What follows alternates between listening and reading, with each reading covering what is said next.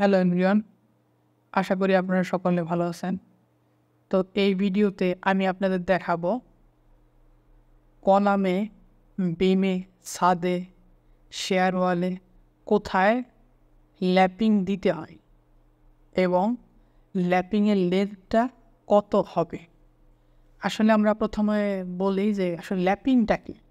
ল্যাপিংটা হচ্ছে একটা রডের সাথে আরেকটা রডের কানেকশন অথবা জোড়া। আর এই কানেকশন বা জোড়াটা আমরা কোথায় দেব, কোথায় দিলে আমাদের স্ট্রাকচারের জন্য সেভ হবে। তো এই জন্য আমি প্রথমে দেখাচ্ছি আপনাদের কলাম। এই কলামের মধ্যে আপনারা দেখতে থাকেন, কলামের ল্যাপিং জোন সাপোর্ট থেকে L/4 ডিস্টেন্সে দেওয়া যাবে না। কলামের মিড স্প্যানে অল্টারনেট করে ল্যাপিং দিতে হবে। মানে আপনি একটা কলাম, এই কলামের L/4 ডিস্টেন্সে উপর থেকে এবং নিচ থেকে L/4 ডিস্টেন্সের মধ্যে কোনো ল্যাপিং দিতে পারবেন না।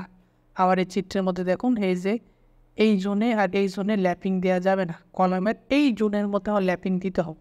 আসলে L/4 ডিস্টেন্সটা আসলে কি? এটা হচ্ছে সাপোজ একটা কলামের দৈর্ঘ্য যদি বা লেন্থ যদি 10 ফিট হয়, এটার মানে এটা 10কে যদি আমরা 4 দিয়ে ভাগ করি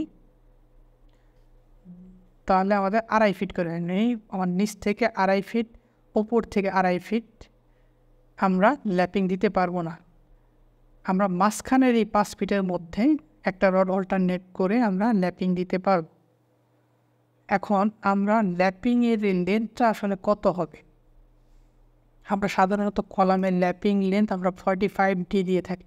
ডি হচ্ছে ডায়ামিটার অফ মেইন রড।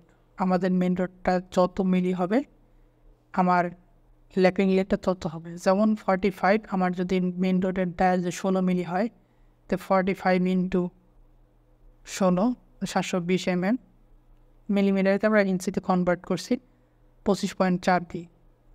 তো আমরা যদি এই জায়গায় 16 মিলি জায়গায় আমরা যদি 20 মিলি রড ইউজ করতাম, তো আমরা এখানে যদি 20 লিখি, তো আমাদের ল্যাপিং লেন্থটা 900 হইতো। তো আমাদের ইঞ্চিতে কনভার্ট করলে 35 পয়েন্ট এত হইতো। তো এটা হচ্ছে কলামের ল্যাপিং লেন্থ। হ্যাঁ, তারপরে হচ্ছে আমাদের বিম। আমরা আসলে বিমে কোথায় ল্যাপিং প্রোভাইড করব এবং ল্যাপিং লেন্থটা কত হবে। আমাদের বিমে 2টা জোন আছে, একটা হচ্ছে কম্প্রেশন জোন আর একটা হচ্ছে টেনশন জোন। হ্যাঁ, আসলে আমরা বুঝবো কীভাবে কোনটা কম্প্রেশন জোন কোনটা টেনশন জোন? আমাদের উপরে হচ্ছে আমাদের কম্প্রেশন জোন, মানে উপর থেকে যে লোডটা পড়লে আমাদের বিমটা বেঁকে যেতে চাবে। তো সেই ক্ষেত্রে আমার এইখানে চাপ পড়বে আর নিচের দিকে টান পড়বে। তো সেই ক্ষেত্রে আমরা উপরেরটাকে কম্প্রেশন জোন ধরি আর নিচেরটাকে হচ্ছে টেনশন জোন ধরি। তো বিমের কম্প্রেশন জোনে আমরা ল্যাপিং দিতে পারবো হচ্ছে মিড স্প্যান, মানে মাঝখানে, মানে L/3 ডিস্টেন্স সাপোর্ট থেকে এই পাশ থেকে L/3 ডিস্টেন্স বাদ দেওয়ার পরে মাঝখানে যে জায়গাটা থাকবে সেই জায়গাটা আমরা ল্যাপিং দিতে পারবো। মানে মোট কথা বিমটাকে 3 ভাগে ভাগ করার পরে মাঝখানের জায়গায় আমরা ল্যাপিং দিতে পারব। আর এই ল্যাপিংয়ের এই জোনটার মধ্যে আমরা যখন ল্যাপিং দেবো, এই ল্যাপিং লেন্থটা কত হবে? ল্যাপিং লেন্থটা হবে, সূত্র হচ্ছে আমার 24D। ডি হচ্ছে সেম মেইন রডের ডায়া ইন্টু 24। তো আমাদের 24 সূত্রের আর 16 মিলি ডায়া মেইন রড বিধে 16 দিয়ে গুণ করলে আমার এত মিলিমিটার। এটাকে ইঞ্চিতে কনভার্ট করছি 15 পয়েন্ট এত, মানে 16 ইঞ্চি। যদি আমার মেইন রডটা যদি 16 জায়গায় যদি 20 মিলি হইতো, তো সেই ক্ষেত্রে আমার কিন্তু চেঞ্জ হইতো। সেক্ষেত্রে আমার 480 মিলিমিটার হইতো মেইন রড, 480 মিলিমিটার হইতো ল্যাপিং। ইঞ্চিতে নিলে 18.9, মানে ওভারঅল 19 ইঞ্চির মতো হইতো। এটা হচ্ছে আমার কম্প্রেশন জোনে ল্যাপিং লেন্থ। মানে আমার এই উপরের পার্টে ল্যাপিং লেন্থ হচ্ছে 24D দিয়ে সূত্র দিয়ে করতে হয়।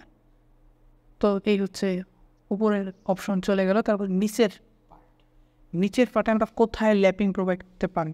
নিচে হচ্ছে আমরা ল্যাপিং প্রোভাইড করতে পারবো সাপোর্ট থেকে L/4 ডিস্টেন্স পর্যন্ত। এই সাপোর্ট থেকে L/4 ডিস্টেন্স, তারপর এই জায়গাগুলোতে আমরা ল্যাপিং দিতে পারবো। আমরা কখনোই বিমের বটমে এই নিচের মিড স্প্যানে কখনো ল্যাপিং দিব না, আর উপরের ক্ষেত্রে এই জায়গায় আর এই জায়গায় আমরা কখনো ল্যাপিং দিব না। এটা আপনারা সবসময় মাইন্ডে রাখবেন। তারপরে আমরা ছিলাম টেনশন জোনের সূত্র হচ্ছে 50D, 50 হলো সূত্রে, ডি হচ্ছে মেইন রডের ডায়া। ধরছিলাম আমরা 16 মিলি ডায়া রড আছে, তো এটাকে 50 দিয়ে 16কে গুণ করলে আমার 800 mm হয়। তো এটা মিলিমিটারকে ইঞ্চিতে কনভার্ট করছি। হ্যাঁ, এই মিলিমিটারকে 25.4 দিয়ে ভাগ করলে আমরা ইঞ্চিতে চলে আসি। তো এই হচ্ছে আমার বিমের ল্যাপিং গেল। তো এই ভিডিওতে আপনারা দেখতে পারলেন কলাম আর বিমের ল্যাপিং। তো আমরা নেক্সট ভিডিওতে আপনাদের দেখাবো স্ল্যাবের এবং শেয়ার ওয়ালের ল্যাপিং। তো ভিডিওটা এতক্ষণ আমাদের সাথে দেখার জন্য ধন্যবাদ। সবাই ভালো থাকবেন।